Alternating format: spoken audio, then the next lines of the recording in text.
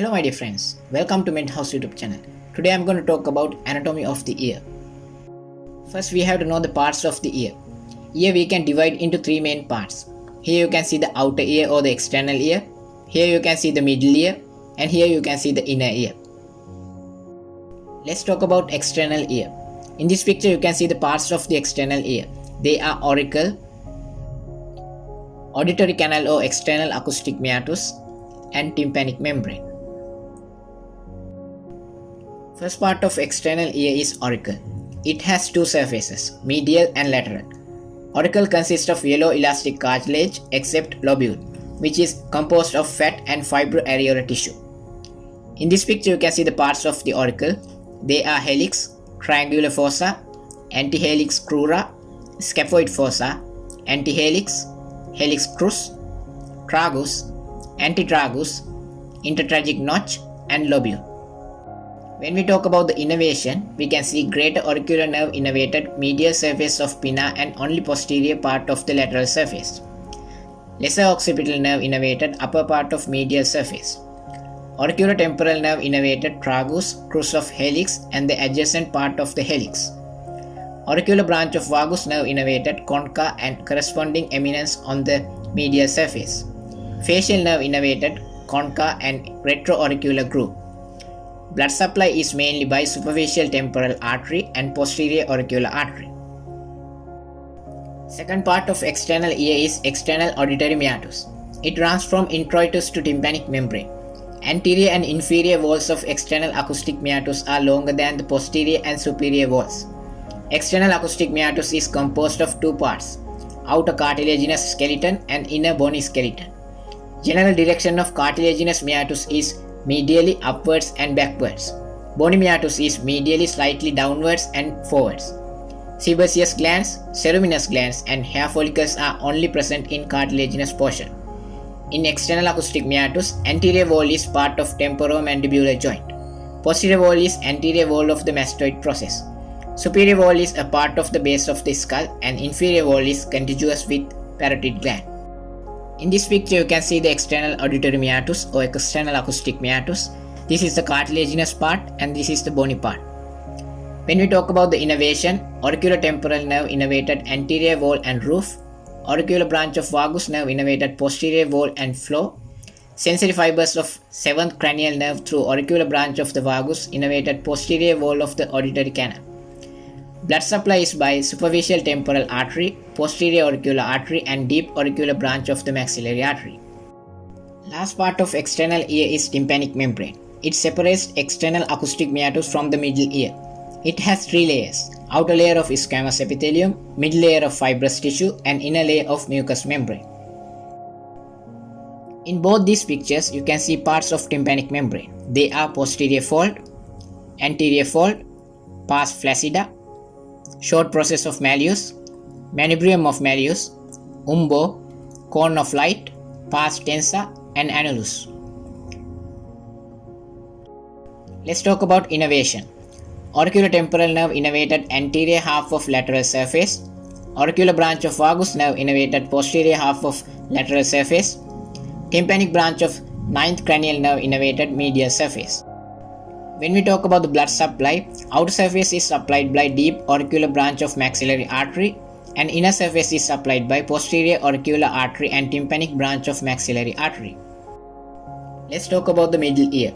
In this picture you can see the parts of the middle ear. They are tympanic cavity and bony ossicles.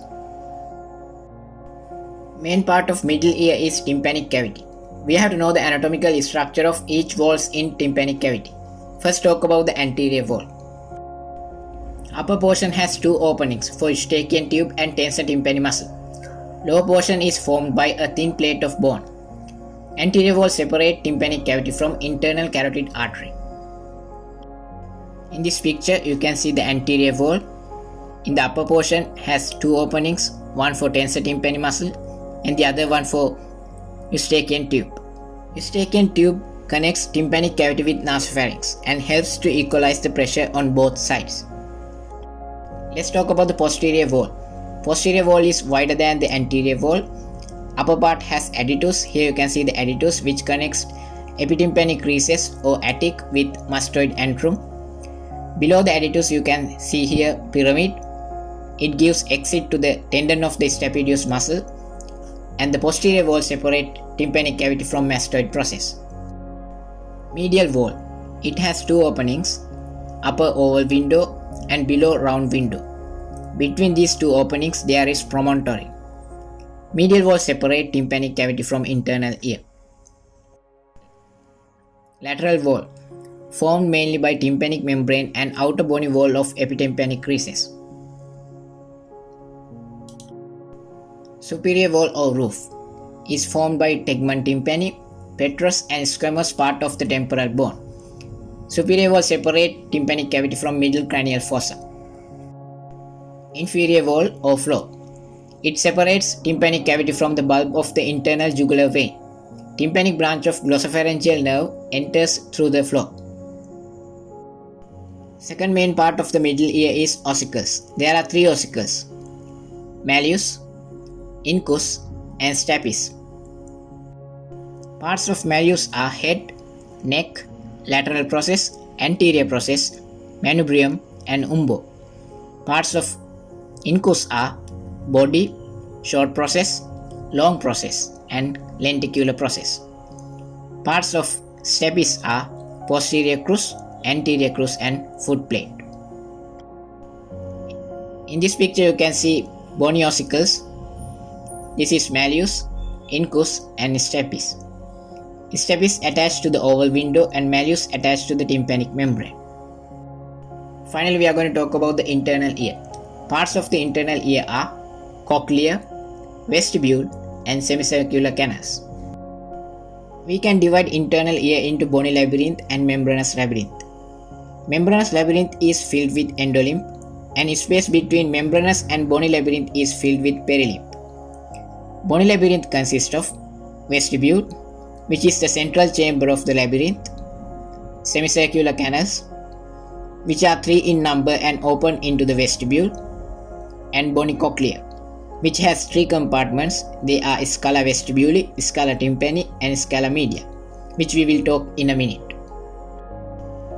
Membranous labyrinth consists of cochlear duct, utricle and saccule, semicircular ducts, endolymphatic duct and sac. In this picture you can see in blue color bony labyrinth, and in brown color you can see the membranous labyrinth. Parts of bony labyrinth are cochlea here, vestibule and semicircular canals. Now we are going to talk about organ of Corti. Here you can see section of bony cochlea. Scala vestibuli and scala tympani are filled with perilymph and scala media is filled with endolymph. Organ of Corti is the sense organ of hearing and situated on the basilar membrane. Here you can see the organ of Corti. In this picture you can see sound waves are transmitted through auricle, external auditory canal and to the tympanic membrane. From tympanic membrane sound waves transmitted to malleus, incus and stapes and finally to the oval window. From oval window sound waves transmitted to scala vestibuli, and from scala vestibule sound waves transmitted to organ of Corti. Organ of Corti will generate nerve impulses and it will help to identify the sound waves. Thank you for your attention. If you have any questions regarding today's lesson, please comment down below. If you learned something from this video, please be kind enough to like this video and hit the subscribe button. Have a nice day.